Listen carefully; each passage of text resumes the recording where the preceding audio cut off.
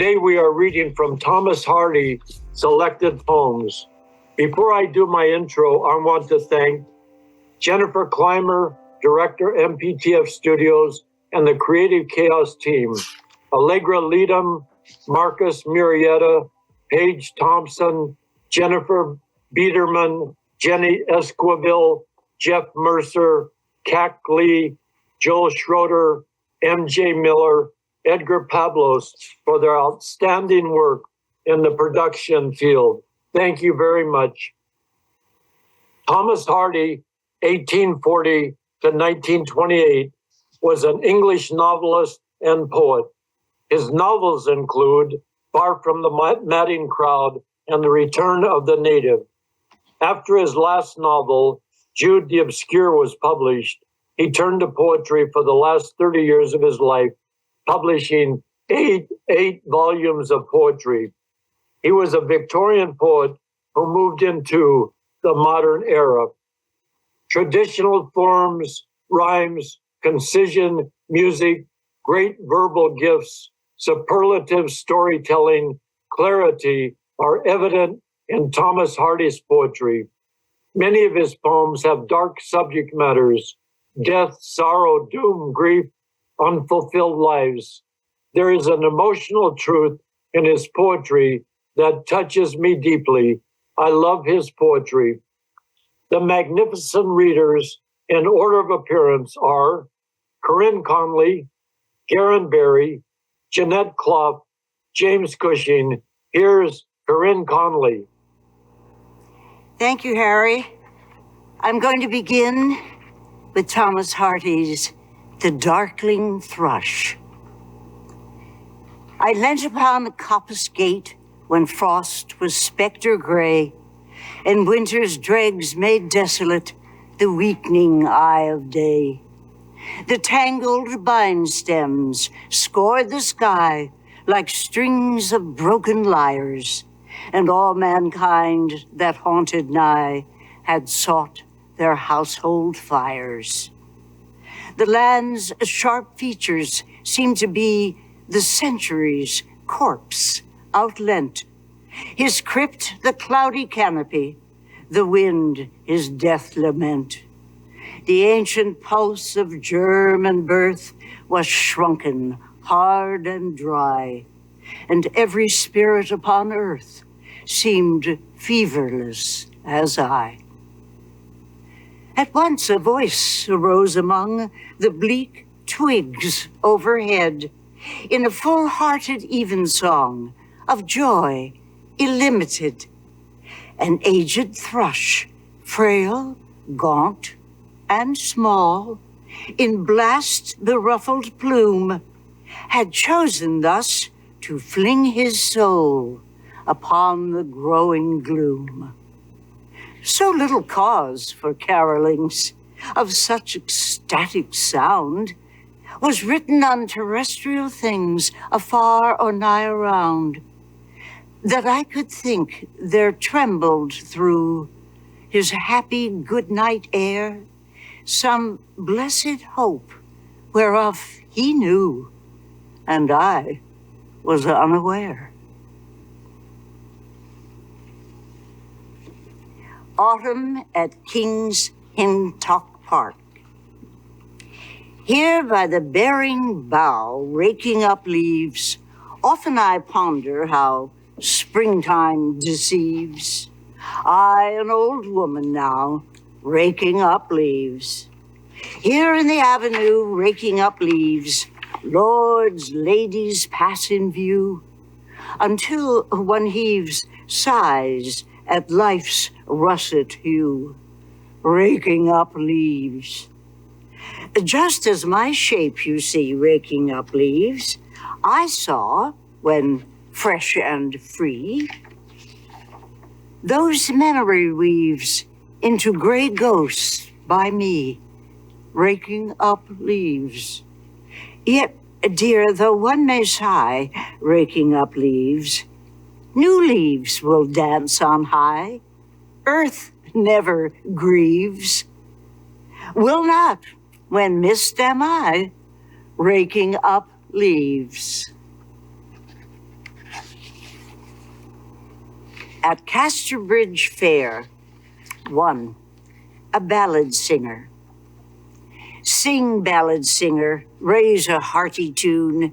Make me forget that there was ever a one I walked with in the meek light of the moon when the day's work was done. Rhyme, ballad rhymer, start a country song. Make me forget that she, whom I loved well, swore she would love me dearly, love me long. Then, what? I cannot tell. Sing, ballad singer, from your little book. Make me forget those heartbreaks, achings, fears. Make me forget her name, her sweet, sweet look.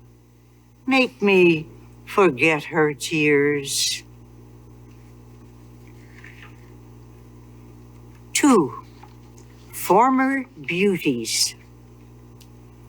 These market dames, mid-aged, with lips thin drawn and tissues sere, are they the ones we loved in years agone and courted here? Are these the muslined, pink young things to whom we vowed and swore in nooks on summer Sundays by the Froom or Budmouth shore? Do they remember those gay tunes we trod, clasped on the green? I trod till moonlight set on the beaten sod a satin sheen. They must forget. They cannot know what once they were, or memory would transfigure them and show them always fair. 3. After the club dance. Blackon frowns east on Maiden and westward to the sea, but on neither is his frown laden with scorn as his frown on me. At dawn my heart grew heavy. I could not sip the wine. I left the jocund bevy and that young man of mine. The roadside elms pass by me. Why do I sink with shame? When the birds apperch there eye me. They too have done the same. 4. The market girl. Nobody took any notice of her as she stood on the causey curb, all eager to sell her honey and apples and bunches of garden herb. And if she had offered to give her wares, and herself with them too that day, I doubt if a soul would have cared to take a bargain so choice away. But chancing to trace her sunburnt grace that morning as I passed nigh, I went and I said, "Poor maidy dear, and will none of the people buy?" And so it began, and soon we knew what the end of it all must be. And I found that, though no others had bid, a prize had been won by me. 5. The Inquiry. And are ye one of Hermitage by Ivel Road? And do you know in Hermitage a thatched roofed house where sengreens grow? And does John Wayward live there still? He of the name that there abode when father hurdled on the hill some 15 years ago? Does he now speak of Paddy Beach, the Paddy Beach he used to see? Or ask at all if Paddy Beach is known or heard of out this way? Ask ever if she's living yet, and where her present home may be, and how she bears life's fag and fret after so long a day. In years agone at Hermitage, this faded face was counted fair, none fairer. And at Hermitage we swore to wed when he should thrive. But never a chance had he or I, and waiting made his wish outwear. And time, that dooms man's love to die, preserves a maid's alive. 6. A wife waits. Will's at the dance in the room down below, where the tall liquor cups foam. I, on the pavement up here by the bow, wait to steady him home. Will and his partner are treading a tune, loving companions they be. Willie, before we were married in June, said he loved no one but me. Said he would let his old pleasures all go, ever to live with his dear. Will's at the dance in the club room below. Shivering, I wait for him here. 7. After the fair. The singers are gone from the corn marketplace with their broad sheets of rhymes. The street rings no longer in treble and bass with their skits of the times. And the cross, lately thronged, is a dim, naked space that but echoes the stammering chimes. From clock corner steps at each quarter ding-dongs, away the folk roam, by the Hart and Gray's Bridge into byways and drongs, or across the rigid loam. The younger ones shrilling the lately heard songs, the old saying, would we were home. The shy-seeming maiden, so mute in the fair, now rattles and talks, and that one who looked the most swaggering there grows sad as she walks. And she who seemed eaten by cankering care in statuesque sturdiness stalks. And midnight clears High Street of all but the ghosts of its buried burgees. From the latest, far back to those old Roman hosts whose remains one yet sees, who loved, laughed, and fought, hailed their friends, drank their toasts at their meeting times here, just as these.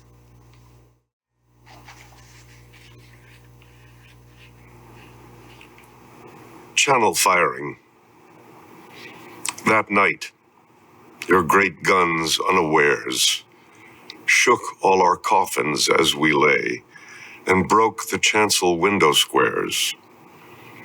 We thought it was the judgment day and sat upright, while drearysome arose the howl of wakened hounds. The mouse let fall the altar crumb. The worms drew back into the mounds. The glebe cow drooled till God called, no, it's gunnery practice out at sea.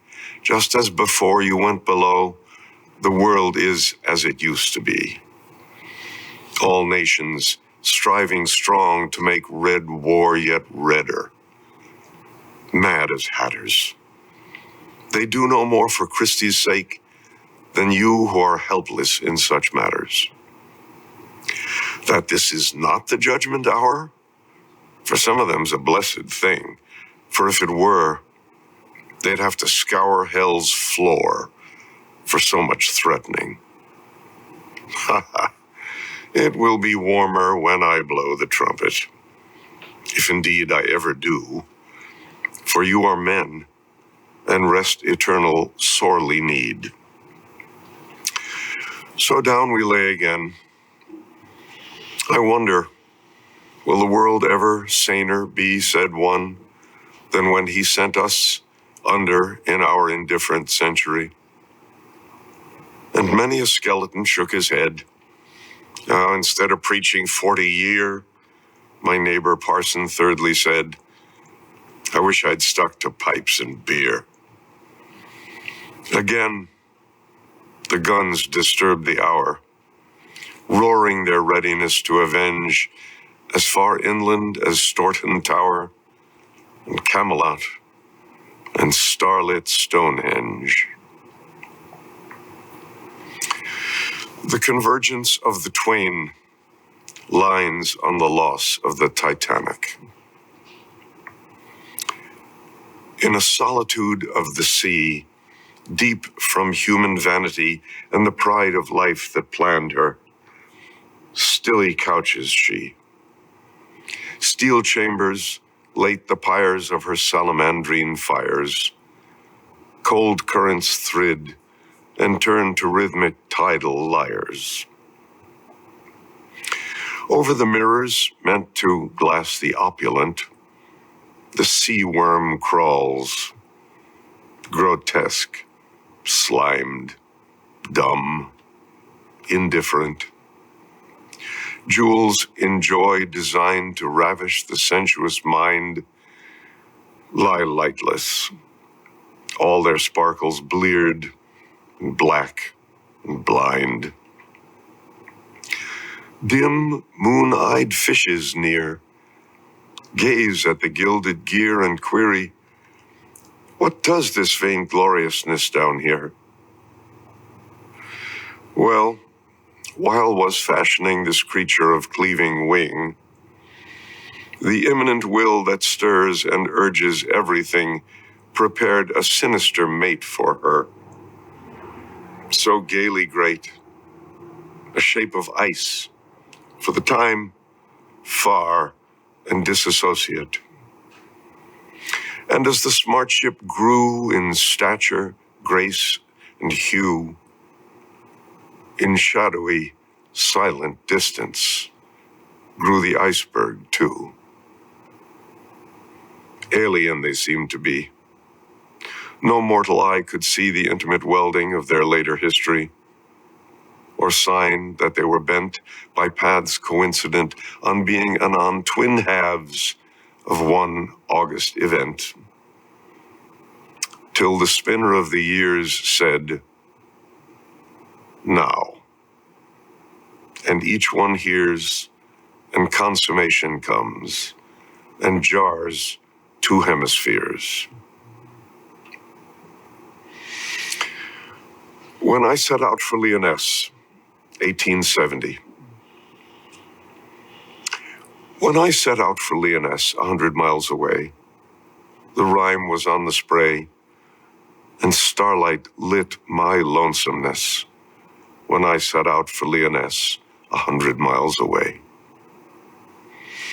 What would be chance at Lyonesse while I should sojourn there? No prophet durst declare, nor did the wisest wizard guess what would be chance at Lyonesse while I should sojourn there. When I came back from Lyonesse with magic in my eyes, all marked with mute surmise my radiance, rare and fathomless, when I came back from Lyonesse with magic in my eyes. Wessex Heights, 1896. There are some heights in Wessex, shaped as if by a kindly hand, for thinking, dreaming, dying on. And at crisis, when I stand, say, on Inkpen Beacon eastward, or on Willis Neck westwardly, I seem where I was before my birth, and after death, maybe. In the lowlands, I have no comrades, not even the lone man's friend, he who suffereth long and is kind, accepts what he is too weak to mend. Down there they're dubious and askance. There, nobody thinks as I, but mine chains do not clank where one's next neighbor is the sky. In the towns, I'm tracked by phantoms having weird detective ways, shadows of beings who fellowed with myself of earlier days. They hang about at places and they say harsh, heavy things. Men with a wintry sneer, and women with tart disparagings. Down there, I seem to be false to myself, my simple self that was and is not now. And I see him watching, wondering what crass cause can have merged him into such a strange continuator as this, who yet has something in common with himself, my chrysalis. I cannot go to the great gray plain. There's a figure against the moon, nobody sees it but I, and it makes my breast beat out of tune. I cannot go to the tall spired town, being barred by the forms now past, for everybody but me, in whose long vision they stand there fast. There's a ghost at Yell'ham Bottom, chiding loud at the fall of the night. There's a ghost in Froomside Vale, thin-lipped and vague, in a shadow of white.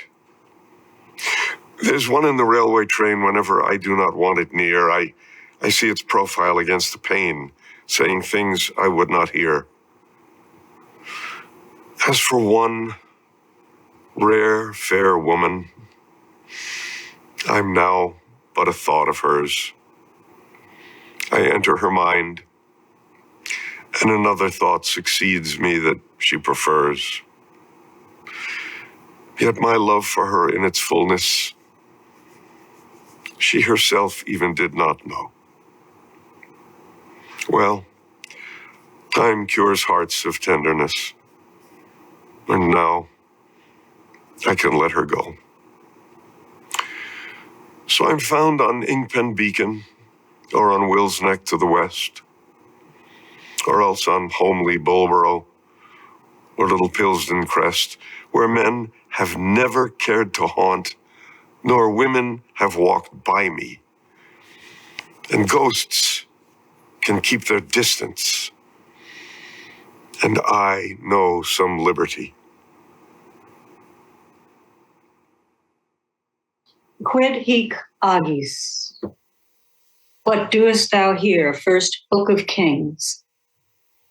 When I weakly knew an ancient pew and murmured there the forms of prayer and thanks and praise in the ancient ways, and heard read out during August drought the chapter from Kings, harvest time brings.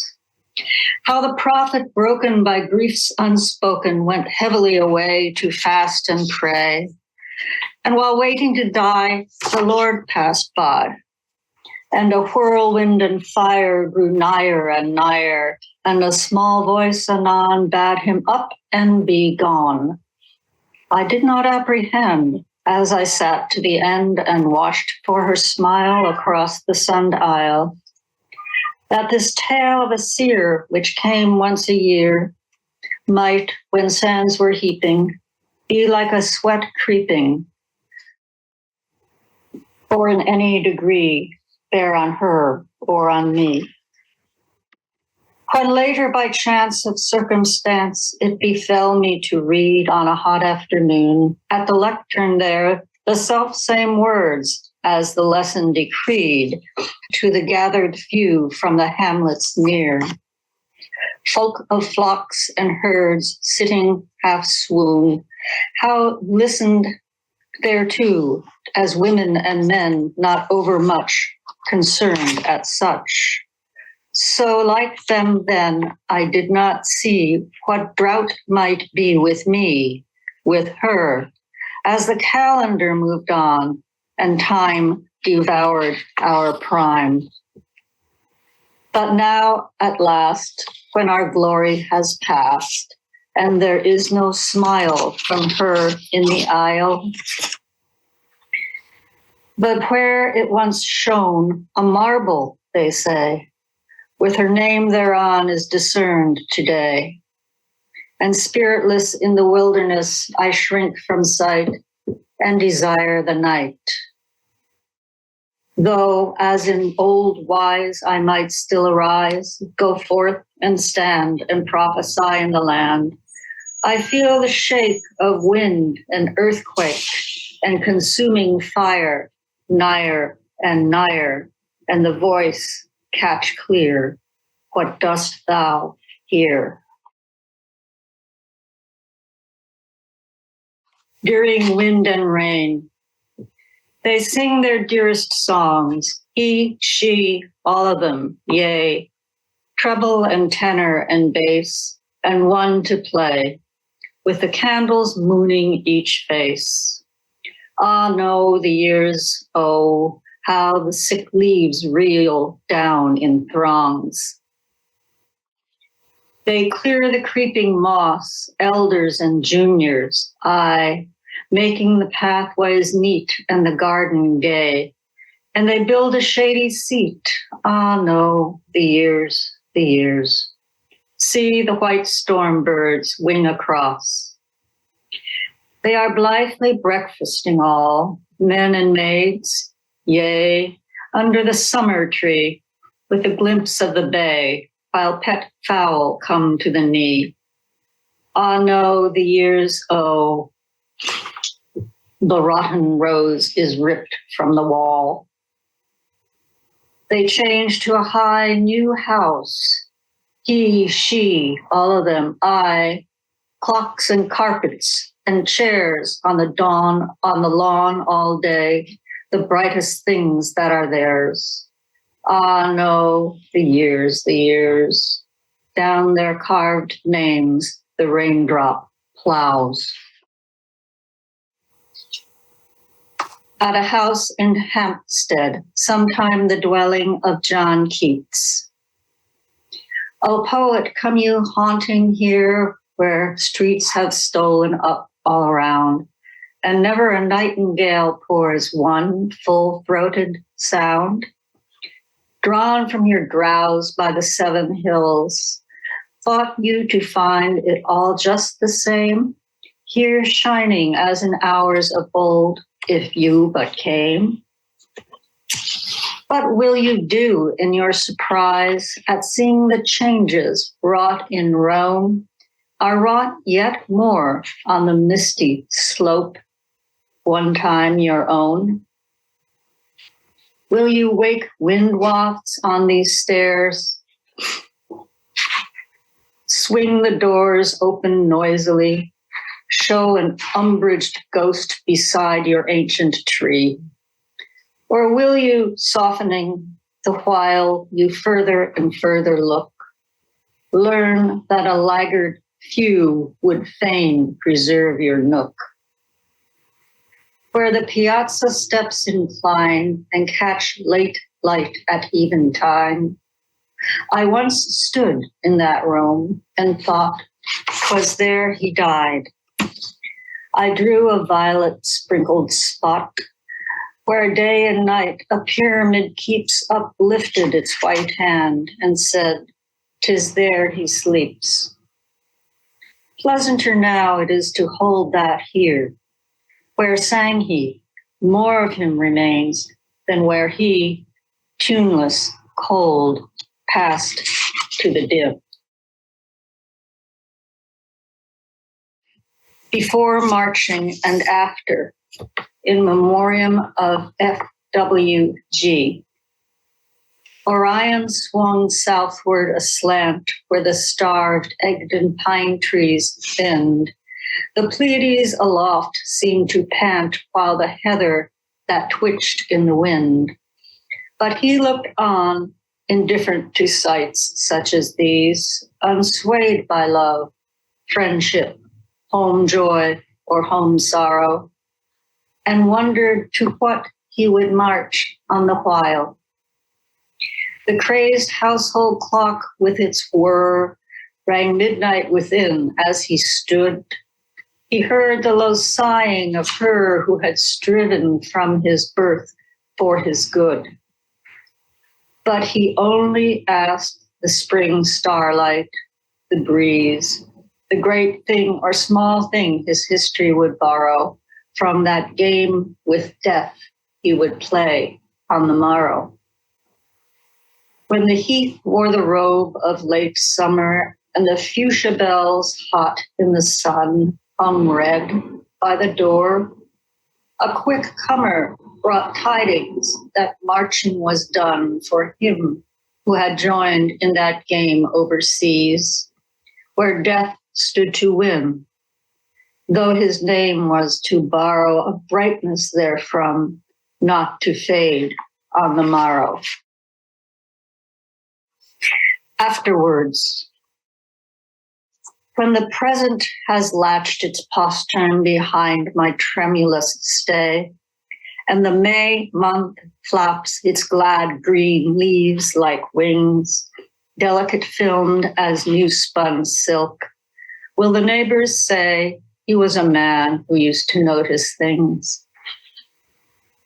If it be in the dusk when, like an eyelid's soundless blink, the dewfall hawk comes crossing the shades to alight upon the wind-warped upland thorn, a gazer may think, to him this must have been a familiar sight.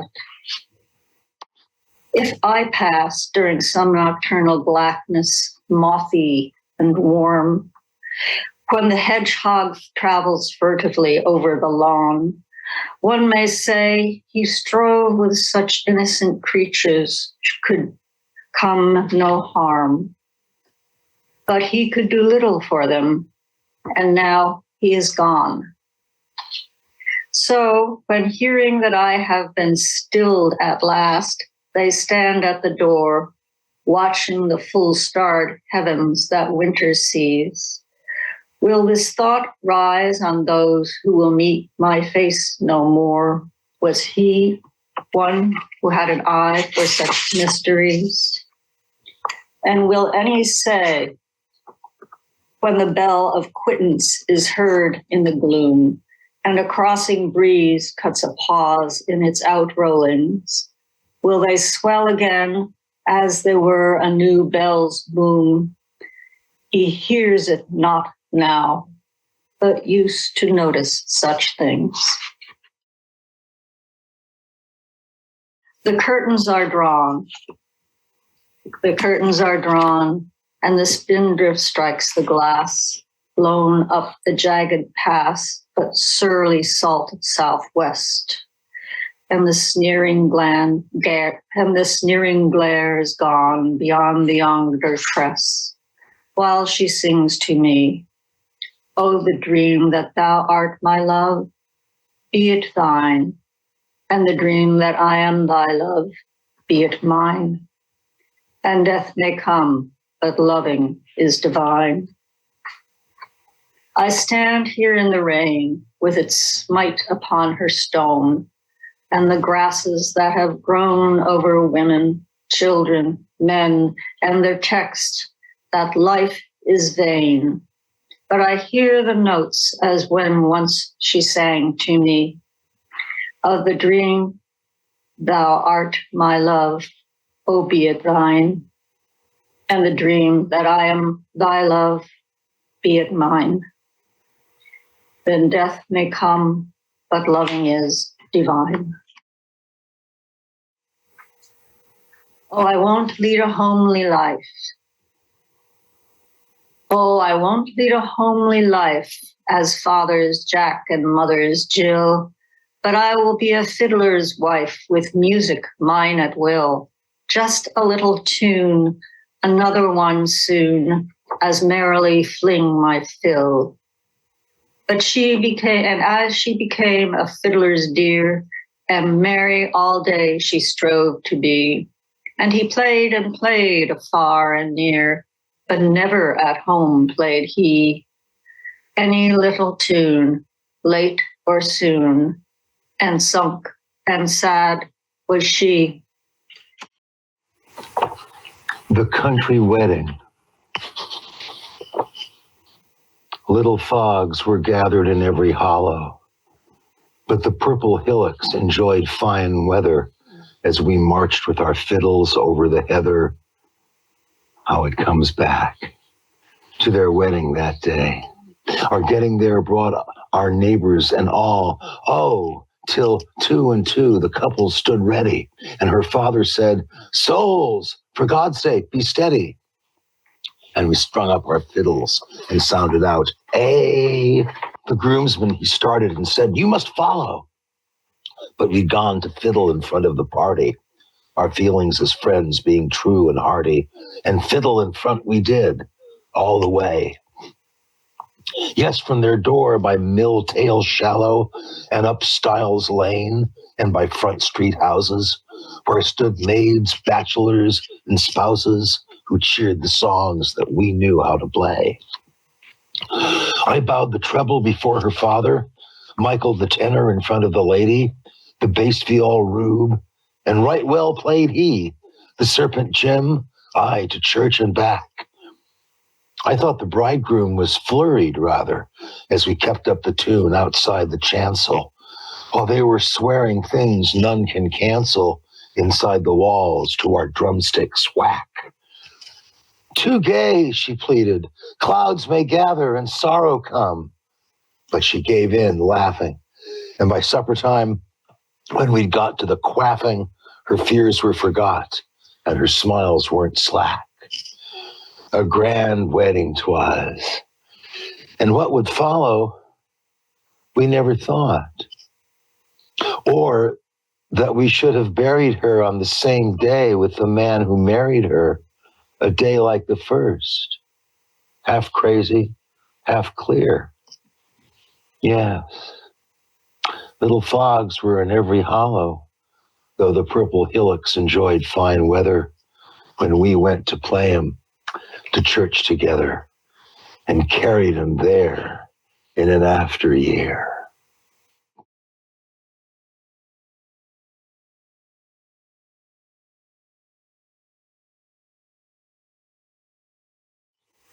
The harvest supper. Nell and the other maids danced their best with the Scotch greys in the barn. These had been asked to the harvest feast, red shapes amid the corn. Nell and the other maids sat in a row within the benched barn nook. Nell led the songs of long ago she'd learnt from never a book. She sang of the false Sir John of old, the lover who witched to win, and the parrot and cage of glittering gold, and other maids joined in. Then whispered to her a gallant grey, "Dear, sing that ballad again, for a bonnier mouth in a bonnier way has not sung any when." And she loosed her lips anew their side to Nell through the dark barn door, the voice of her love from the night outside, who was buried the month before. "Oh, Nell, can you sing ballads there, and I out here in the clay, of lovers false of yore, nor care what you vowed to me one day? Oh, can you dance with soldiers bold, who kiss when dancing's done, your little waist within their hold, as ancient troth were none?" She cried, "My heart is pierced with a wound. There's something outside the wall that calls me forth to a greening mound. I can sing no more at all. My old love rises from the worms, just as he used to be, and I must let gay gallant sons no more encircle me." They bore her home from the merrymaking. Bad dreams disturbed her bed. "Never more will I dance and sing," mourned Nell, "and never wed."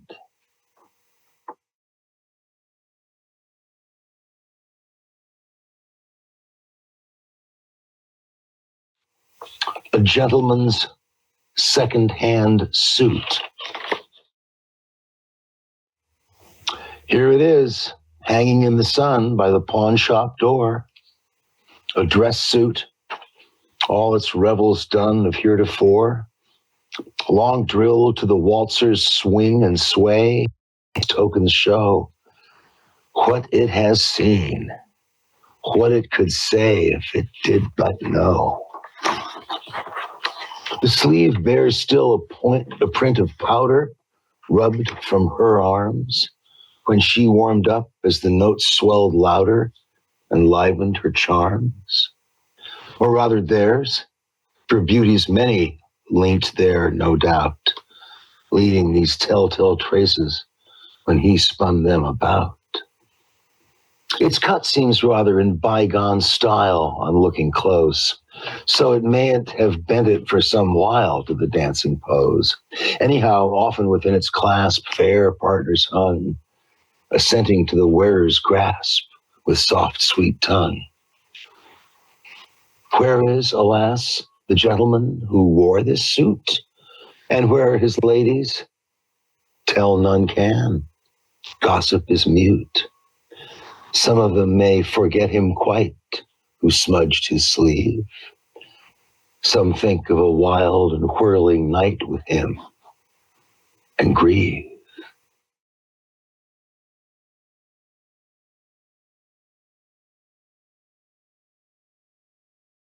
That kiss in the dark. Recall it, you? Say you do. When you went out into the night within an impatience that would not wait from that lone house in the woodland spot, and when I, thinking you had gone forever and ever from my sight, came after, printing a kiss upon black air in my despair, and my two lips lit on your cheek as you leant silent against a gate, making my woman's face flush hot at what I had done in the dark. Unaware, you lingered for me, but would not speak. Yes, kissed you, thinking you were not there. Recall it, you? Say you do.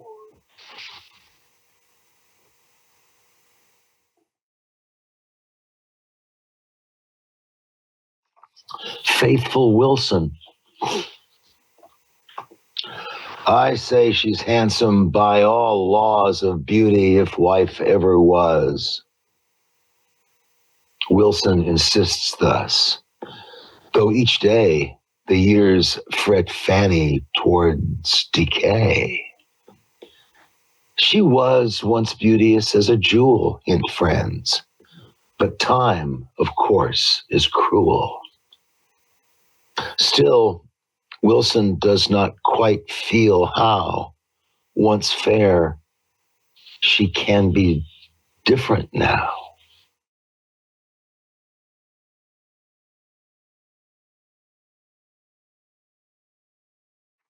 The third kissing gate.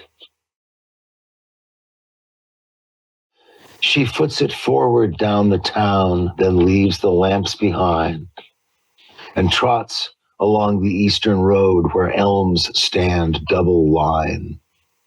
She clacks the first dim kissing gate beneath the storm-strained trees, and passes to the second mead that fringes Mellstock leas.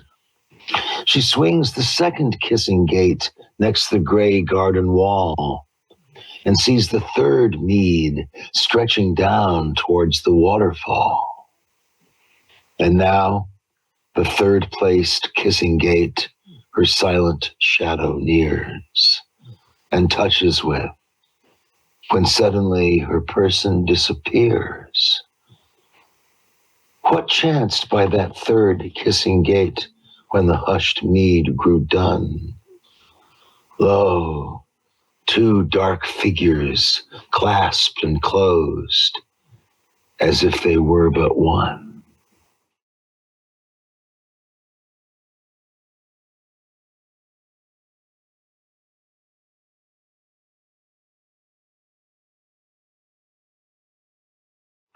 We'll conclude this Thomas Hardy portion of the afternoon with a poem called He Resolves to Say No More.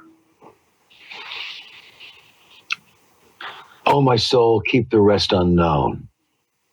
It is too like a sound of moan when the charnel-eyed pale horses neighed. Yes, none shall gather what I hide. Why load men's minds with more to bear than bear already ails to spare? From now alway till my last day, what I discern, I will not say. Let time roll backward if it will. Magians who drive the midnight quill with brain aglow can see it so. What I have learnt, no man shall know. And if my vision range beyond the blinkered sight of souls in bond, by truth made free, I'll let all be and show to no man what I see. Well, first of all, thank you for such a lovely a singing and a poignant reading. And I just want to quote a couple of lines to remind us some of his most famous lines from The Darkling Thrush that Corinne read. At once a voice arose among the bleak twigs overhead in a full-hearted evensong of joy illimited. So even among the grief and the sorrow and the unfulfilled lives, we hear the singing. So let's just start with Corinne and then Guerin and then Jeanette and Jim and say a little bit about the poetry and the reading, if you would, please. Corinne? Well, I found the poetry very lively, and I got a wonderful picture of life during his time. Not that it was that much different in basic ways as with our own. His poetry speaks to us to this day. Certainly the Darkling Thrush is almost a contemporary theme. But I thought it was wonderful. I just got the feeling of a lot of life and excitement in living in his society. Yeah, I love that. Very musical, and maybe because he's a novelist, he seems to tell stories with each poem. Guerin?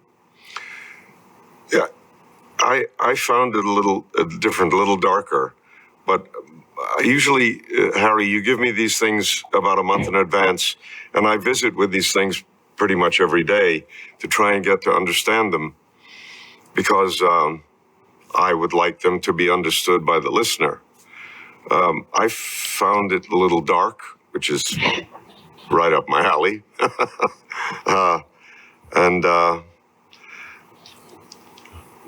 I actually, it's funny, after having it for a month, I found some understanding in it just today that I hadn't had all along. So it's really interesting for me to be with these poems for such a extended period of time. It's not something that I've done in my life, and I found it very very interesting to find the meaning in these things. Jeanette? Well, I admire Thomas Hardy's writing so much. I've read a number of his novels. I haven't read as much of the poetry as I should. And he wrote poetry most of his life, but really there was that whole last 20, 30 years when all he wrote was poetry. I found that his style was very condensed to me. And there seemed to be no words that were there that need not be there. I, in general, found them quite having that dark twist in them somewhere in the poem. And if it wasn't there, which it did happen here and now and there, and things about, I'd say, maybe the first reading and the fourth reading, so often there was that little twist in there anyway, or sometimes the whole poem was very dark. So my thought, generally, I very much liked hearing everyone read, because when you hear it read out loud, it's different. And whoever reads it makes it sound slightly different because of their inflection. So I enjoyed doing this very much, and thank you very much, Harry, for inviting me. Thank you, Jeanette. Before Jim speaks, Jim, I would just like you to say a little bit about the Victorian time period and put the poems in context of that, and the movement into the modernist era, and also a little bit about the forms that he used. Okay, I'll certainly try to. I was if you don't mind, I was thinking in terms of something Jeanette said about Hardy's novels, that the themes of death and loss and betrayal and the terrible difficulties of romantic love and all of these tragic themes are very much present in Hardy's novels, but the poems seem to dramatize those individual situations without any of the furniture and narrative bric-a-brac of the novels. It's as though when you're reading a Thomas Hardy poem, you're getting a 40-page novelette in 700 words right there on the page, and I think that's part of the sense of compression, that he's writing at a very high dramatic level, and I was surprised by that. I think that's one of the reasons that he was one of Dylan Thomas's favorite poets, because Dylan Thomas also writes at a very high dramatic kind of level, and his engagement with nature is essentially tragic.